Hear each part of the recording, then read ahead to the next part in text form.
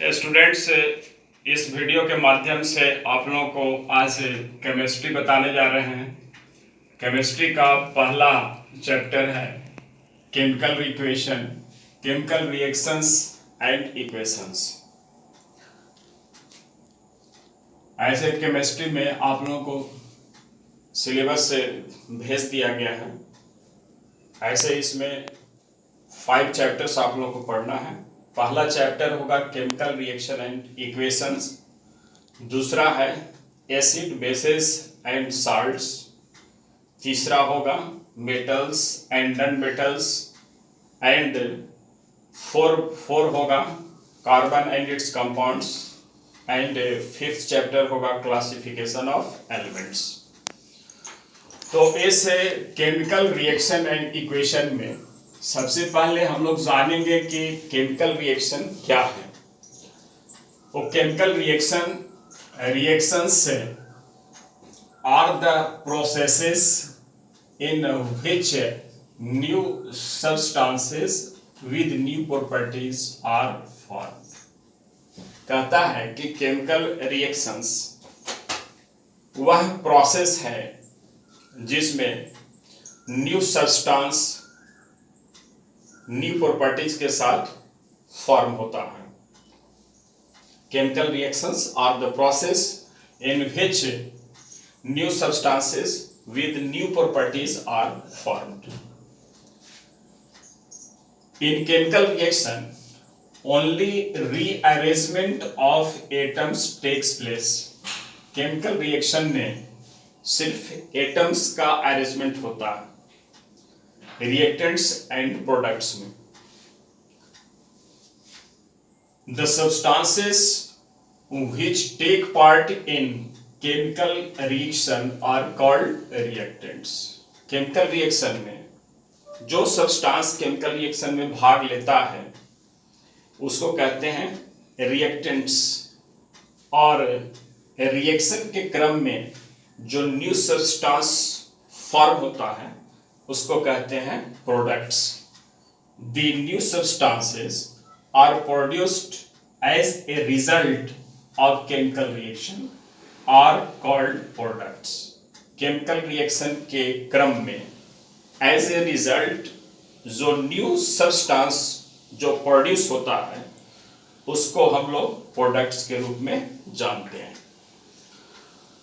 जैसे for example में magnesium को हीट करते हैं ऑक्सीजन की उपस्थिति में तो बनाता है magnesium oxide.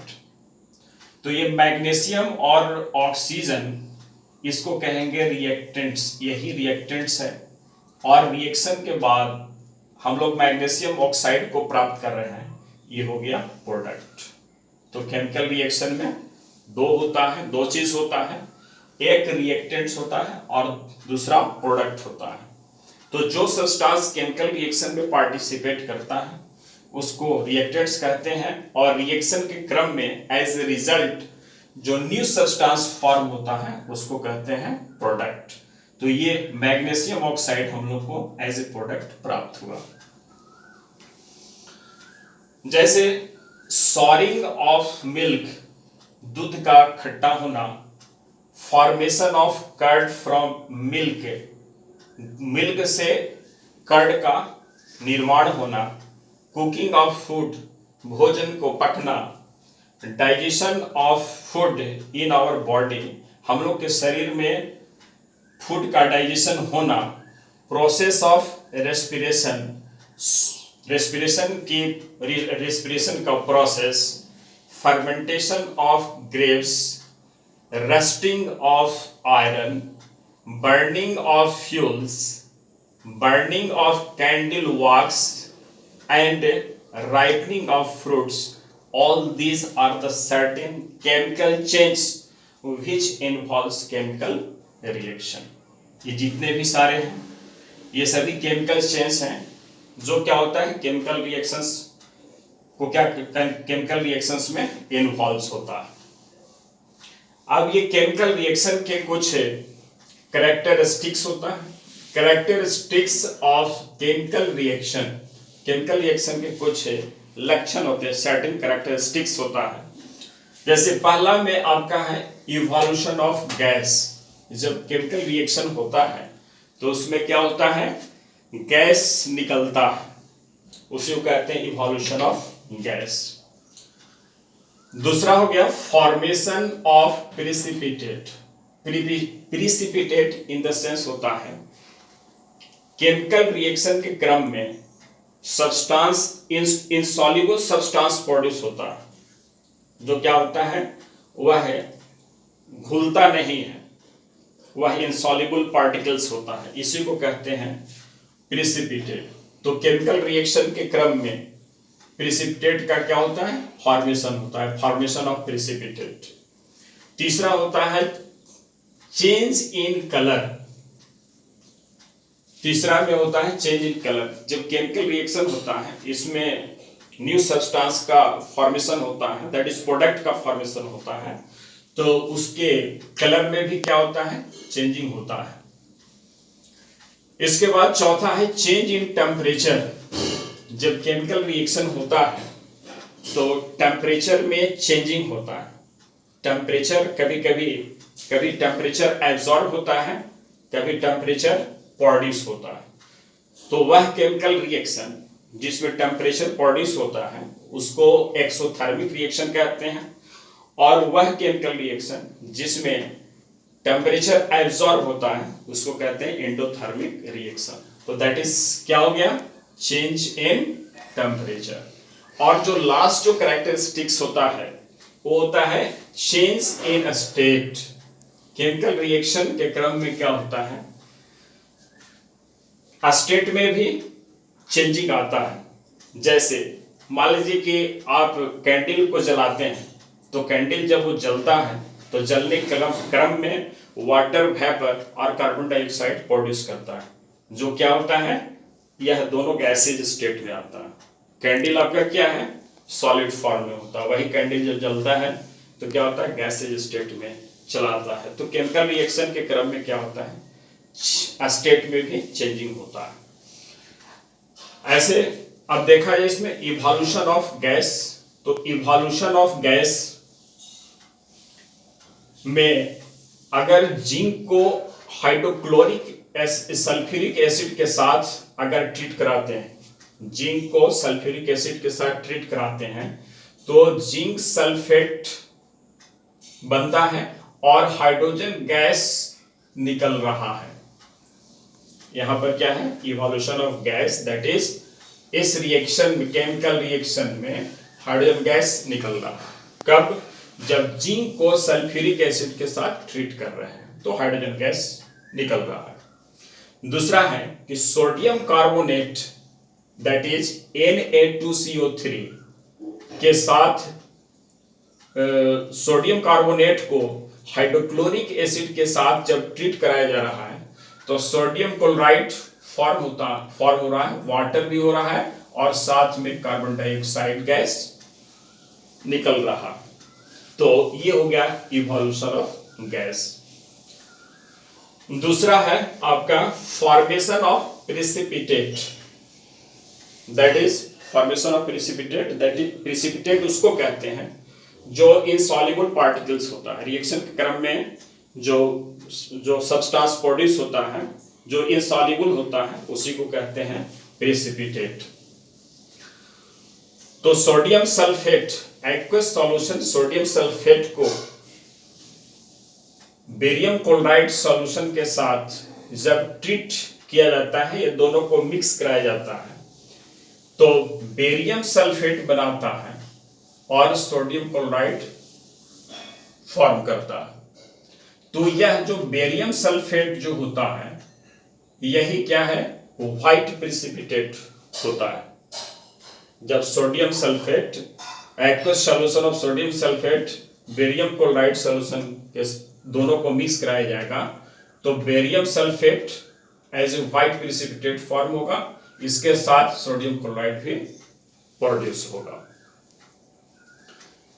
Next, lead acetate को एक्वस सॉल्यूशन लीड एसीटेट को पोटेशियम आयोडाइड के साथ मिक्स कराया जाएगा तो lead iodide PbI2 lead iodide form होगा, जो यह येलो प्रेसिपिटेट होगा और साथ में पोटेशियम एसीटेट फॉर्म होगा। तो ये हो गया फॉर्मेशन ऑफ प्रेसिपिटेट। तीसरा होता है change in temperature. Change in temperature, change in temperature में कैल्शियम ऑक्साइड को अगर वाटर के साथ बीकर में अगर इसको ट्रीट कराया जाता है तो कैल्शियम हाइड्रोक्साइड फॉर्म होता है और इसके साथ साथ क्या होता है, हीट प्रोड्यूस होता है। इसको कहते हैं एक्सोथर्मिक रिएक्शन। चूंकि इसमें क्या है, हीट प्रोड्यूस हो रहा है। कैल्शियम ऑक्साइड को वाटर के साथ बीकर में ट्रीट करेंगे तो कैल्शियम हाइड्रोक्साइड फॉर्म होगा, इसके साथ साथ क्या होगा, हीट प्रोड्यूस होगा। दैट इज क्या हो गया, यह एक्सोथर्मिक रिएक्शन हुआ। एक्सोथर्मिक रिएक्शन क्या होता है, वह रिएक्शन जिसमें हीट प्रोड्यूस होता है। The chemical reaction in which the heat is produced in which is known as exothermic reaction. दूसरा है एमोनियम क्लोराइड को बेरियम हाइड्रोक्साइड के साथ जब इसको ट्रीट करते हैं टेस्ट ट्यूब में तो अमोनियम हाइड्रोक्साइड बेरियम क्लोराइड और प्लस क्या होता है, यहाँ पे हीट एब्जॉर्ब हो रहा है। अमोनियम हाइड्रोक्साइड बनाता है बेरियम क्लोराइड और साथ में क्या होता है, इसमें इस रिएक्शन में हीट एब्जॉर्ब होता है। तो यह हो गया एंडोथर्मिक रिएक्शन। चूंकि इस रिएक्शन में क्या है, हीट एब्जॉर्ब हो रहा है, इसलिए होगा यह एंडोथर्मिक रिएक्शन। तो that is in this way क्या होता है, there is the changing in temperature. Changing in temperature means there will be exothermic reaction and endothermic reaction. Next for change in colour, chlorine water को potassium iodide के साथ जब treat कराते हैं तो पोटेशियम क्लोराइड बनाता है, प्लस क्या होगा, आयोडीन प्राप्त होता है। यह आयोडीन का कलर कैसा प्राप्त होता है, ब्राउन कलर प्राप्त होता है। जब क्लोरीन वाटर को पोटेशियम आयोडाइड के साथ ट्रीट कराया जाता है तो पोटेशियम क्लोराइड प्लस आयोडीन प्राप्त होता है, यह आयोडीन का कलर ब्राउन होता है। तो केमिकल रिएक्शन के क्रम में क्या होता है, कलर में भी चेंजिंग होता है। पांचवा हो गया, in some reactions physical state of products are different from the reactants. Reactions, कुछ रिएक्शंस में प्रोडक्ट का जो फिजिकल स्टेट होता है वह रिएक्टेंट से क्या होता है, डिफरेंट होता है। जैसे बताए थे कि कैंडल को अगर यदि आप जलाते हैं कैंडल को तो उसमें वाटर वेपर और कार्बन डाइऑक्साइड प्रोड्यूस होता है जो गैसेज होता है। इसलिए कुछ केमिकल रिएक्शंस में प्रोडक्ट्स का क्या होता है, फिजिकल स्टेट रिएक्टेंट्स के तुलना में क्या होता है, डिफरेंट होता है। तो यही केमिकल रिएक्शंस है। इसके बाद फिर हम लोग नेक्स्ट वीडियो में केमिकल इक्वेशंस के विषय में स्टडी करेंगे।